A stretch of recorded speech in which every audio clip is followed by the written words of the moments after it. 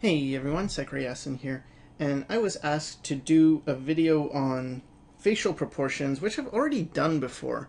Someone thought it might be a good idea for me to redo it, but instead I thought it might be more helpful if I just covered common mistakes that I see people doing when drawing the face. And maybe I'll touch on the proportions real quick, so let's just say I'm going to draw a head. Usually start with like this circle shape that represents a cranium, and then a straight line for the center of the face, and I get the jaw in, and it's a shape like this. Divide this in half, and that'll roughly be where the eyes go, and then from the eyes to the chin in half again is the nose, in half again, and a little bit higher than half would be the mouth. And then I'll place the eye sockets here and get the eyebrows a bit higher than that. And then if I'm doing a guy, I get the hairline maybe halfway or above, and if it's a girl, usually above halfway from the top to the eyes is where the hairline is, and that's the basic proportion. And then the ears rather go from the bottom of the nose to the top of the eyebrows, and it's not like, okay, so the bottom of the ear is here, right? Or the bottom of the nose is like here, and the top of the eyebrows is here. It's not that big. What it is if you imagine the line curves around a bit like that, it's roughly in this area. So okay, so that's basic proportions. Fine.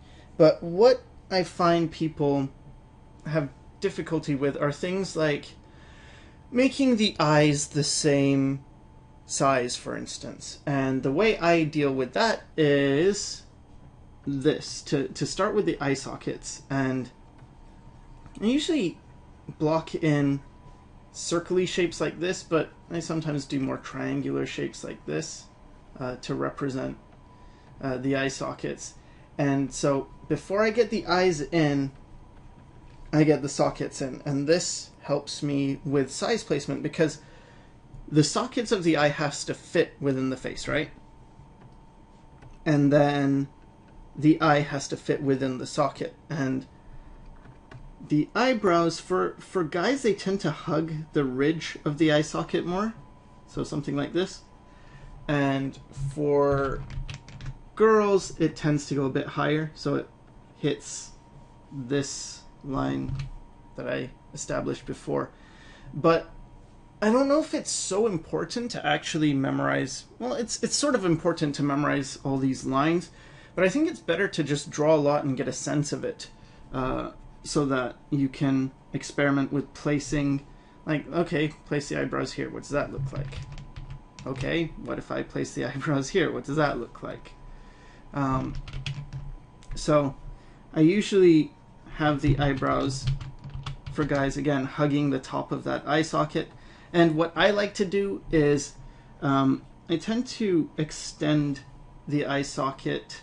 So, okay, so this is the eye socket right here, right?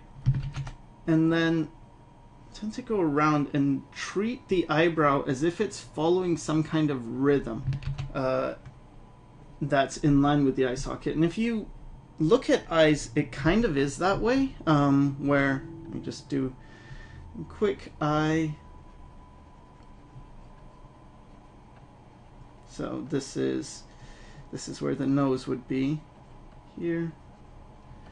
And what I'm talking about is this rhythm. See, around here, it comes up, and then it goes around and like this. So you have this rhythm that the eye socket follows.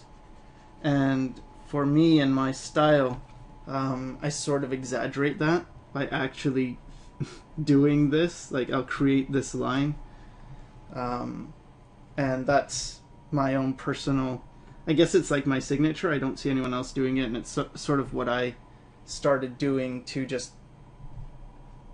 make this my own, I guess. But anyway, even if you don't do this, you can erase that after because it doesn't necessarily connect, but it doesn't connect as defined as I have it in my works.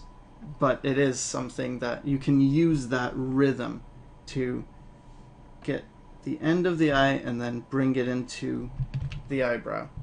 And so, yeah, so you've got that.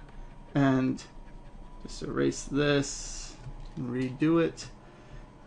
So then when you have the eye socket in, you can draw very lightly, you can draw an eyeball and then create the eye within that.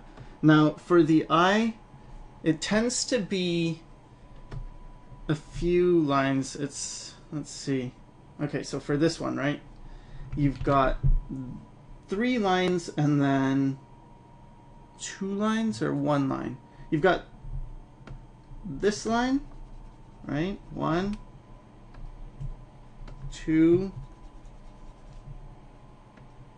3, and then 4. And then the configuration of these, yeah, I guess 4 lines. The configuration of these can change a lot, but they're usually present. So you could have an eye that's like this,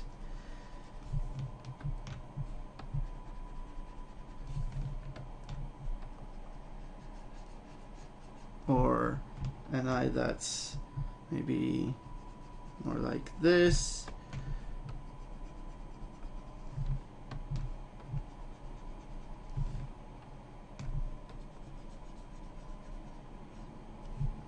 but you still get these same shapes, and the nose is on this side.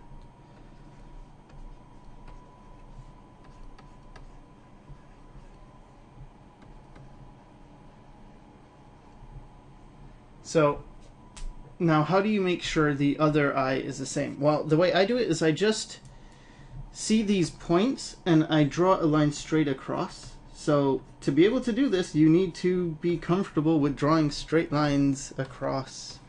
And this is something you can practice. And the way you practice it is you just have a page and you draw the horizontal line and you try and draw lines in between and try and keep them parallel. And with practice, you can get pretty good at this. And for me, I'm using my arm movement. If I was just using my fingers and I was drawing, it would look something like this. And that might be what your lines look like. But see, it's not that smooth and fast. But if I use my elbow and shoulder to draw, then boom, I can get much straighter lines. So this is one of the reasons I always recommend people, use your arm to draw. Because it's just easier. You get stuff like that down. So anyway, I go across and I look for points. So one point is, so this, first of all, this initial guide is basically saying what is the top and the lowest and the highest points. And then you want to look at the corners. So where's the corner? So in this one, the corner is here. So I carry that over and I put the corner there. And see, we've already got the eye socket in. So roughly you've got a guide of where this eye is going to fit. And then we've got the top part connecting up here. And you've got this angle. See here? This is an angle. And this would be the angle of this or the angle of this. And then you do the opposite, right? So like that. So then if I get this angle, then it would be that. And then you get this corner right here, or right here, and get that across, and then connect that, and look at how wide this is, and draw that wide. And usually there's an eye width in between the eyes. And bring that swoop down, and there. So now I've got 2 similar sized eyes, and I can do the same for the eyebrow. Bring this across, and then see, okay, so where is this in relation, where is this corner in relation to the corner of the eye? Well, it's a little bit in front, like that, closer to the nose. So, boom, go across, see where that is, a little bit in front, put it there.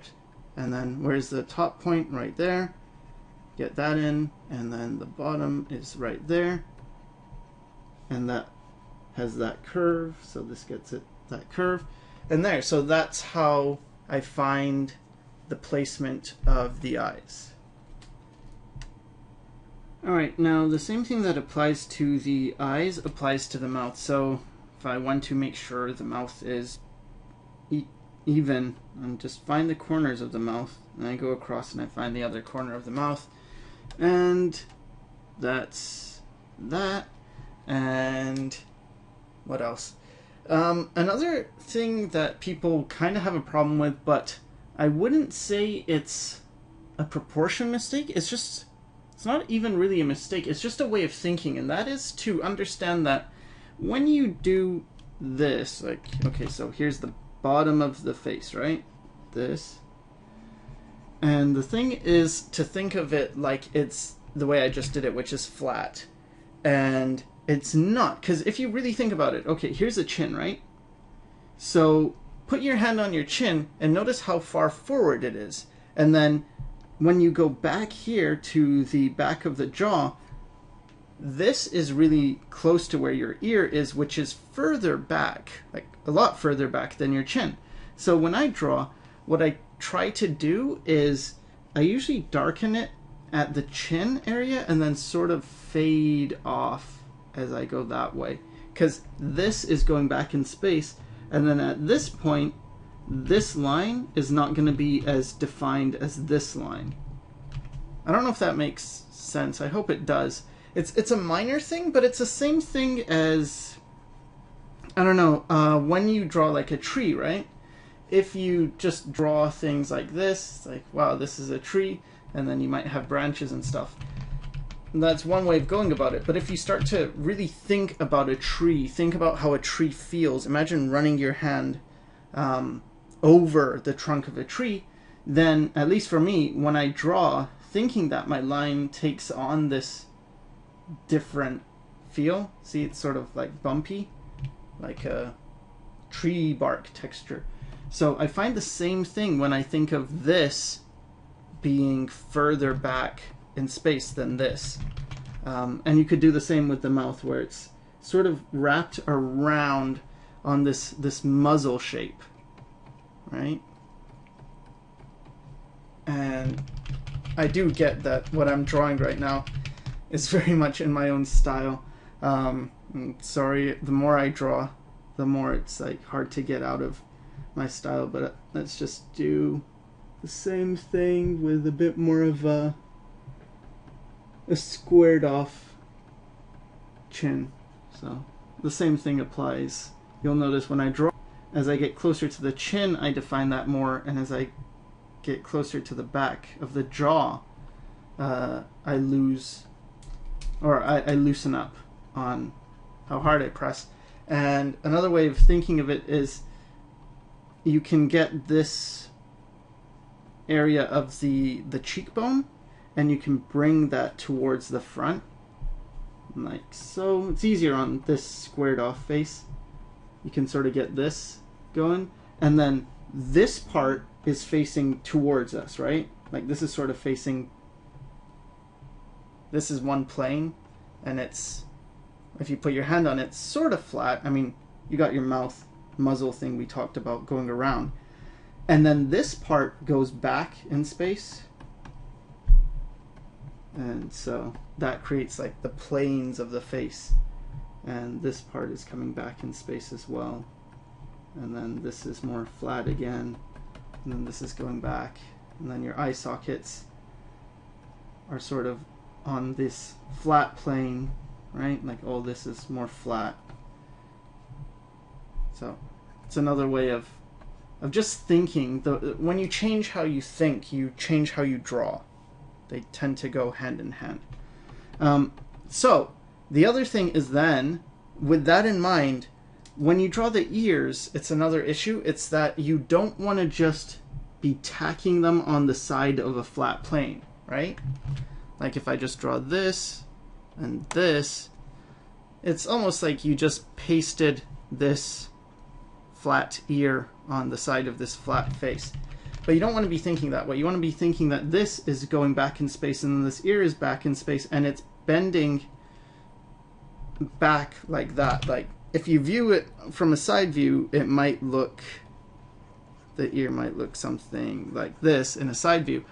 But then when you turn it towards us, it takes on this. Like you'll start to see this top part and then it comes around. So this thing changes to this type of shape with an overlap.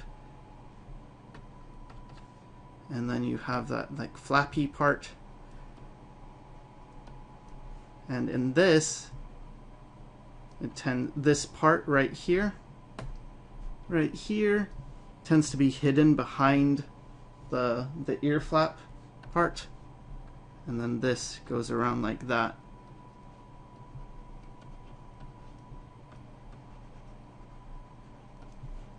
And so you see how the shape changes because it's facing towards us, right?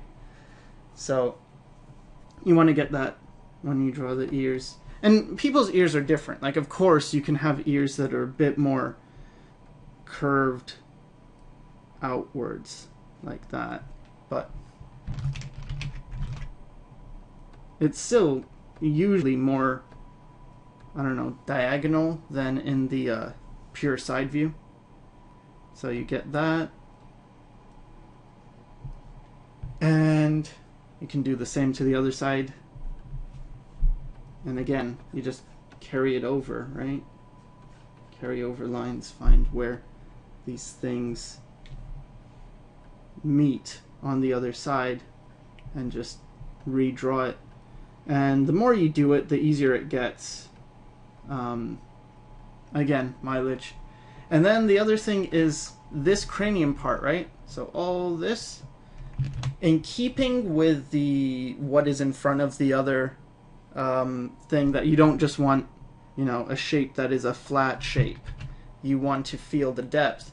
This part goes behind the ear. So this part of the jaw right here comes in front of the ear.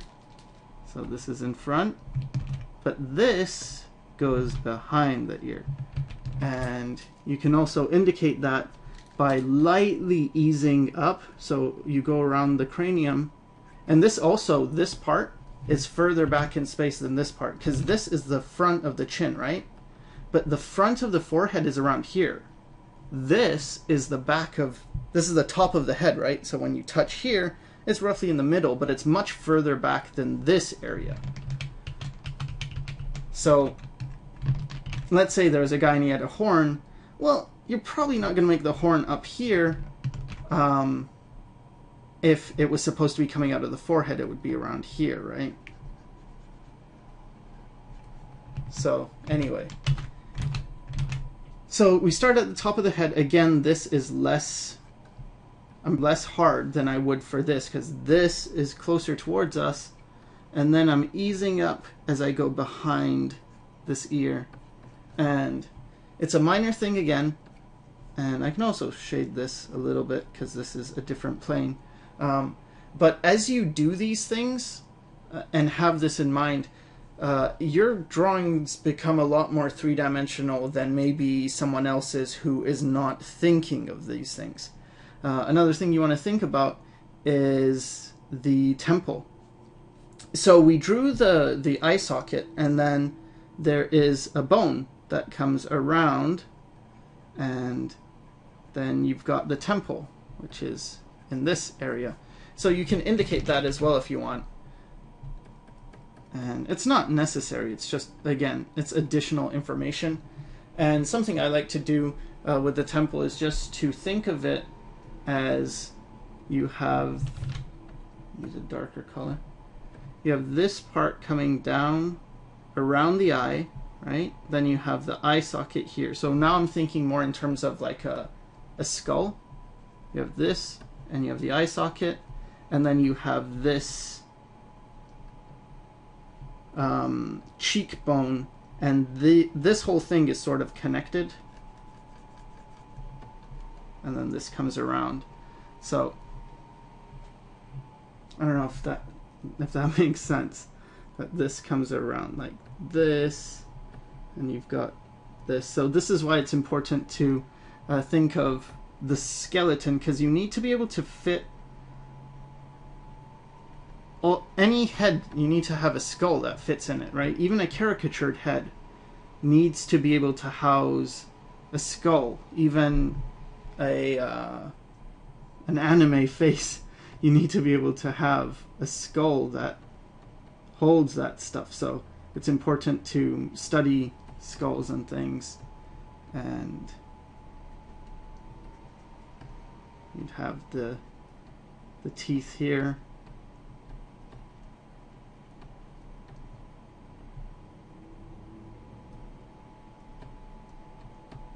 So yeah. So, I mean, there's more I can talk about. Maybe I'll cover in another tutorial the jaw and how to move the jaw, how to open and shut it, how the mouth works. But I think for the front view anyway, I covered most of the common mistakes that I see. Fix that skull because that's not exactly how it would be. But anyway, yeah, I hope it helps you with some of these common mistakes. Keep in mind, you know, the eyes and how it's made up of these 4 lines, and how to practice these straight horizontal lines that are parallel. You can fill up a page doing this. You can also do this exercise where you put down 2 dots, you ghost over, and you try and connect them. Ghost, ghost, ghost, and try and connect those. And then what else? Yeah, paying attention to how the eyebrow, there's a rhythm to it. It swoops around the eye, and then you get into the eyebrow. And it doesn't have to be this severe. Like, this is pretty exaggerated. Maybe more like this is a bit more accurate. And then the ears and the jaw, and paying attention to how certain things come in front of other things and other things go behind. And it will, if you think about it, I'm pretty sure it'll change how you draw and how much pressure you put down. So hope that helped, and thanks for watching.